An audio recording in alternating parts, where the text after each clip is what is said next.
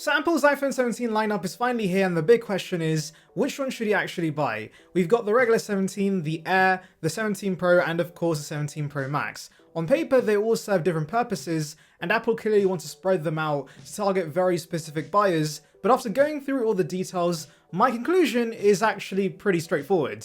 For 99% of people, the regular 17 is the one to get. Let's start with the obvious improvements this year, because the base 17 has finally stopped being the compromises phone. Last year the 16 was solid, but it definitely did have some drawbacks compared to the Pro models, and a lot of people had to spend more to just get features like 120Hz or the always on display. But this year, Apple's changed the game. The regular 17 finally has a 120Hz Pro motion display. It feels buttery smooth in day-to-day usage, whether you're scrolling through Instagram, watching YouTube, or even just moving around iOS. And you're also getting thinner bezels and the always on display, which were previously reserved for the Pro models. That's huge. These changes make this phone feel genuinely premium, even though it's the so-called base model. Apple's also bumped the base storage up to 256 gigs, which I think is one of the most underrated upgrades this year. It's no longer the case where you have to buy the cheapest iPhone and then regret it months later when you're constantly deleting photos, apps, and videos just to make space. With 256 gigs as a standard, this thing will last most people for years without ever needing to stress about storage. For me personally, that's a kind of quality of life change that really matters, because nothing is worse than having a phone that feels cramped after a year.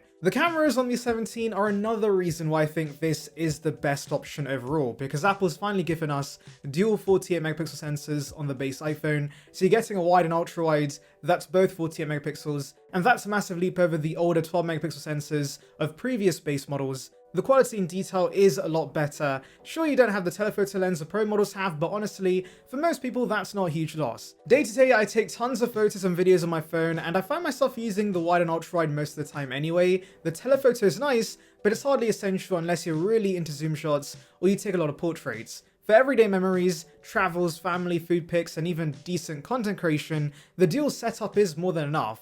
And do remember, with the main 48 megapixel camera, you do get a 2x crop, which does the job most of the time. The selfie camera is also better now, with it being upgraded to 18 megapixels and also changing to a square sensor, meaning you can take landscape selfies in portrait. Battery life remains excellent with up to 30 hours of video playback. The 17 packs a larger battery, which, when combined with the efficiency gains of the A19 and Wi-Fi 7, should give you more than enough endurance for a full day of heavy usage. On the iPhone 16, I was constantly hitting around 8 hours of screen on time, and the 17 should exceed that in regular usage. For anyone who's been frustrated in the past by having to constantly top up their phone, this is a welcome reassurance, and even if you do have to charge it, the iPhone 17 now offers faster charging with a compatible plug. Now of course, this phone's not perfect. By going for the regular 17, you are missing out on a few things. You don't get the telephoto lens I mentioned, which means zoom shots aren't as sharp or versatile. You do get the graphene sheet from last year for thermals, but not the new vapor chamber from the Pros. So if you're constantly pushing a phone with long video recordings, heavy gaming,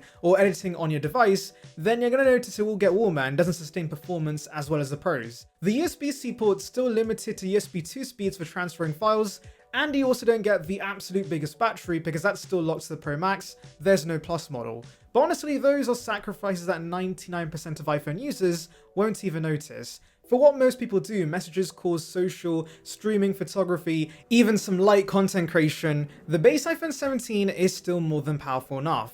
Before I continue, if you haven't already, make sure you click that subscribe button. It's free and it ensures you get all the latest Apple news, reviews, and in-depth analysis straight to your subscription feeds. Now let's talk about the new kid on the block, the iPhone Air. This is a phone that feels like it's built for people who buy into design more than specs. And I don't mean that in a bad way. It's thinner, lighter, and those shiny titanium rails make it feel really luxurious. You can see what Apple's going for here. This is a phone for someone who wants a device to look and feel like a piece of jewelry, something you can show off, and I think it will appeal to the crowd who used to buy the Pro, not because they wanted the extra cameras, but because they wanted the nicer materials and the fancier finish. The Air definitely makes some bold trade-offs though. It has one camera on the back, so you lose the ultra wide completely. That's a big compromise compared to even the base 17. It also has worse battery life than the base 17, with 27 hours of video playback, simply because it's so thin. Now I don't think the battery life is going to be terrible. It should be on par with the iPhone 16 Pro according to Apple's testing, but it definitely is the weakest endurance-wise in the range. The speaker setup is also mono,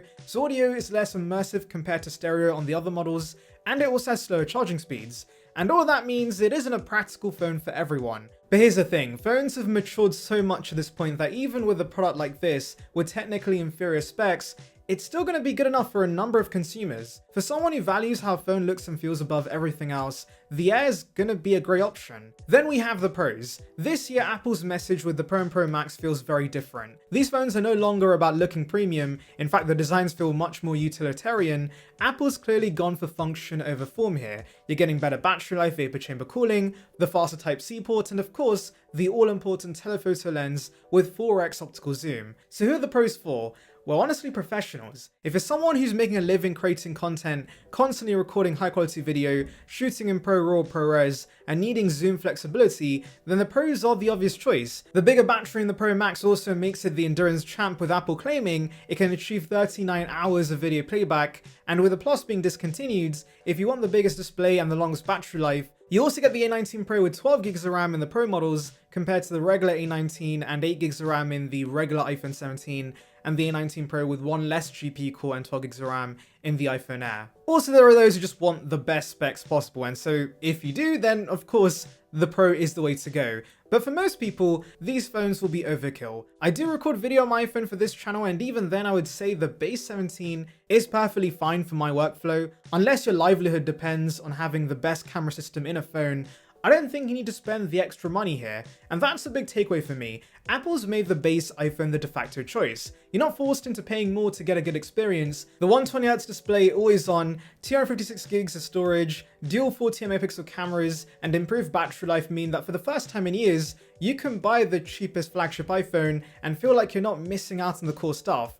Yes, there are select trade-offs compared to the Air and Pros, but they're only relevant if you're in a very specific niche. So here's how I'd break it down. If you just want the best all-round iPhone that will make you happy day to day without any regrets, get the 17. If you're obsessed with design and want the thinnest, lightest, flashiest looking iPhone, then get the iPhone Air. Just be prepared to live with some compromises. And if you're a professional creator, photographer, or filmmaker who genuinely needs the pro level tools and you're willing to pay for them, or you just want the best iPhone experience on the market right now, the 17 Pro or Pro Max is where you should go. And if you want the absolute best display and the best battery life, then of course the Pro Max is your only option this year. But the reality is 99% of people don't fall into the specialist categories. Most just want a phone that looks good, lasts all day, takes great photos, and feels fluid to use, and that's why the base iPhone 17 is the winner this year. Also, while I like the cosmic orange on the Pro models, I will say that most seem to prefer the colours on the base 17, and so that's another subjective advantage. So that's my iPhone 17 buyer's guide, and I'll leave links to buy these iPhones below, but I'd love to know what you guys think. Which model are you leaning towards and why? Drop a comment below. And if you found this helpful, make sure you subscribe so you don't miss my upcoming deep dives. Thanks for watching, and I'll see you in the next one.